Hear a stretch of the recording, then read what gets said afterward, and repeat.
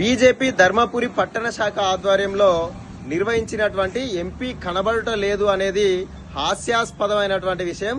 కేవలం వారి యొక్క రాజకీయ మైలేజ్ ను పెంచుకోవడానికి, వారి యొక్క ఉనికిని చాటి చెప్పుకోవడానికి మాత్రమే వారి ఆ యొక్క కార్యక్రమాన్ని తీసుకున్నారని చెప్పేసి కూడా ప్రజలంతా గమనించుకోవాలి. ఎందుకంటే గౌరవ పెద్దపల్లి పార్లమెంటు సభ్యుడు గడ్డం వంశీకృష్ణ గారు ఢిల్లీలో పార్లమెంటు సమావేశాలు జరుగుతుంటే ఇక్కడ కనబడటం లేదు అని చెప్పేసి వీరు మాట్లాడుతూ ఆ యొక్క ప్రచారం చేయడం అనేది దురదృష్టకరమైనటువంటి విషయం. ఎందుకంటే గెలిచినప్పటి నుంచి కూడా గౌరవ పార్లమెంట్ సభ్యులు గడ్డం వంశీకృష్ణ గారు నిత్యం ప్రజల్లోనే ఉంటూ, అయితే గల్లీలో ఉంటుండు లేకపోతే ఢిల్లీ పార్లమెంటులో ఉంటున్నాడే తప్ప ఏ రోజు కూడా విలాసాలకు పోలేదని చెప్పేసి ఈ సందర్భంగా తెలుసుకోవాలి. ప్రతి క్షణం ప్రతి నిత్యం కూడా తన పార్లమెంట్ పరిధిలో ఉన్నటువంటి సింగరేణి కార్మికుల యొక్క శ్రమను గుర్తిస్తూ వారి యొక్క సంక్షేమం కోసం పాటుపడుతూ ఆ యొక్క అన్నింటిని కూడా పార్లమెంటులో ప్రస్తావిస్తూ ఆర్ఎఫ్ఎస్ఎల్ యూరియా కోసం కూడా రైతన్నలు కష్టపడుతున్నారని చెప్పేసి కూడా గత సంవత్సరం ఎన్నో రకాలుగా పోరాటం చేసినటువంటి తీరును యొక్క బీజేపీ నాయకులు గుర్తించకపోవడం అనేది చాలా దురదృష్టకరమైనటువంటి సంఘటన. అదే విధంగా ఇక్కడ ఉన్నటువంటి పెద్దపల్లి పార్లమెంట్ పరిధిలో సింగరేణి బ్లాక్ విషయంలో గాని కొత్తగా వస్తున్నటువంటి ప్రాజెక్టులు అన్నింటా కూడా ఏదైతే ఇక్కడ ఉన్నటువంటి నిరుద్యోగులకు ఉద్యోగ అవకాశాలు స్థానికులకే కల్పించాలని చెప్పేసి కూడా ఎన్నో రకాలుగా పోరాటాలు చేస్తున్నటువంటి వ్యక్తిని పట్టుకొని ఈ విధంగా కనపడటం లేదు అని చెప్పేసి బీజేపీ నాయకులు మాట్లాడడం ఇది రాజకీయ కుట్రలో భాగమే అని అనిపిస్తున్నది.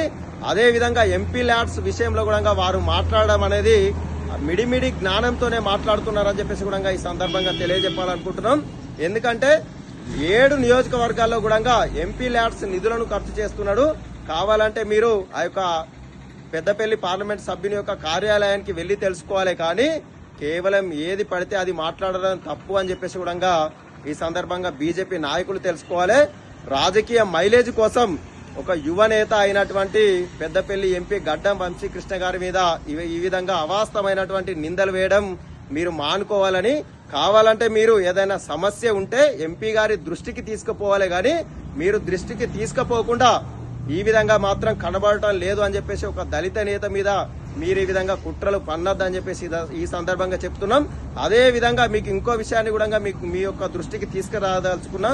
ఎందుకంటే ధర్మపురిలో అనేక రకాలైనటువంటి ప్రారంభోత్సవాలు చేస్తున్న సందర్భంలో మీరు బీజేపీ నాయకులు పోస్ట్ ఆఫీస్ విషయం గురించి మధ్యలో ఆపితే కాన్వాయ్ని ఆపి కూడా పార్టీలతో సంబంధం లేదు, ప్రజలకు సమస్యలు ఎవరున్నా గానీ అడగవచ్చు అని చెప్పేసి మీరు ఇచ్చినటువంటి ఆ యొక్క వినతి పత్రాన్ని తీసుకొని అధికారుల దృష్టికి కూడా తీసుకుపోయిన సంఘటన మీరు మర్చిపోయారా అని చెప్పేసి కూడా ఈ సందర్భంగా అడుగుతున్నాం.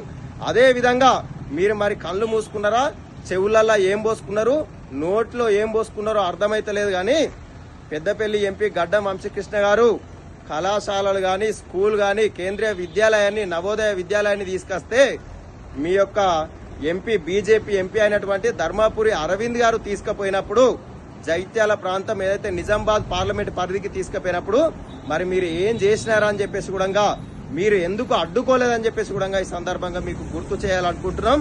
అదే విధంగా ప్రతి నిత్యం కూడా ప్రజా సమస్యల కోసం పోరాడుతూ పార్లమెంటులో తన గళాన్ని వినిపిస్తున్నాడు ఎంపీ గారు. మరి మీరు టీవీలో గానీ, న్యూస్ ఛానల్లో గానీ, పేపర్లో గానీ చూస్తలేరా అని చెప్పేసి కూడా ఈ సందర్భంగా అడగదలుచుకున్నాం. తెలంగాణలో ఉన్నటువంటి బీజేపీ ఎంపీల అందరికన్నా ఎక్కువగా కూడా పెద్దపల్లి ఎంపీ గౌరవ గడ్డం వంశీకృష్ణ గారే ప్రజా సమస్యల కోసం పార్లమెంటులో నిలదీస్తూ సంబంధిత అధికారులను, కేంద్ర మంత్రులను కూడా కలుస్తున్నటువంటి తీరును మీరు గుర్తించలేకపోవడం అనేది మీకు చాలా దురదృష్టకరమైనటువంటి సంఘటనగానే మేము మరలా కూడా మీకు చెప్పదలుచుకున్నాం. అదేవిధంగా NH-63 హైవే గురించి కూడా ఎన్ని మార్లు పేపర్లో వచ్చింది, ఎంపీ గడ్డం వంశీకృష్ణ గారే కృషి చేస్తున్నారు, అడుగుతున్నారు అని చెప్పేసి కూడా మరి మీరు ఆ పేపర్లు చదవలేదా అని చెప్పేసి కూడా ఈ సందర్భంగా మీకు గుర్తు చేస్తున్నాం.